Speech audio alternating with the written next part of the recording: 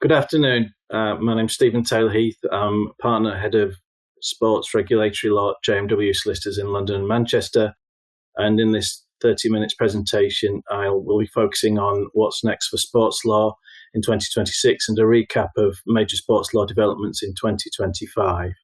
So some recent matters of interest in the sports law sector that I will cover in the time available is Manchester City and the English Premier League, Lucas Paqueta and a tribunal with the Football Association, Felipe Massa and the FIA, anti-doping and transparency, multi-club ownership, trademark applications for sports people, the Football Governance Act and Independent Football Regulator, gender testing and eligibility criteria in female sports, increased regulation of sports ambassadors and competition law, as well as upcoming developments in 2026, which I've interwoven into some of the topics I'm going to cover.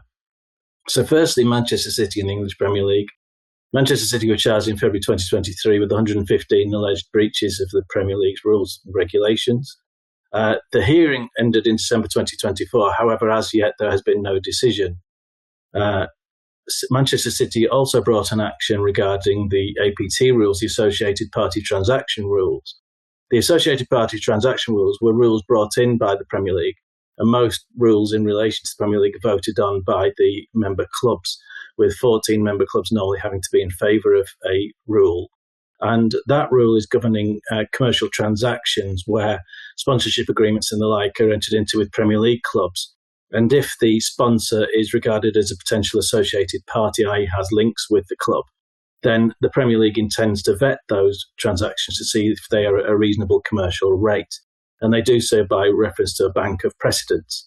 Manchester City brought an application in tribunal with regard to those rules, and the tribunal found in October 2024 in City's favour, although the English Premier League claimed that it vindicated the Associated Party Transaction Rules in principle.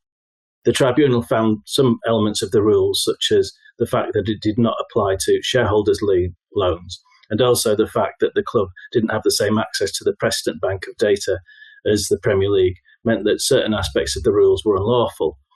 Those laws were subsequently changed, and in September 2025, the rules were regarded as binding, and no further comment is to be made by the parties in relation to that particular matter. So from the 2026-27 season, the profit and sustainability rules of the Premier League are to be replaced by the squad cost rules.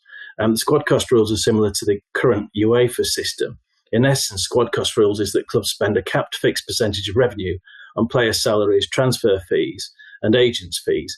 Transfer fees can be amortised and impaired. So amortisation, obviously Sky Sports are always talking about amortisation. Effectively, that means spreading the transfer fee of the player over the length of the contract.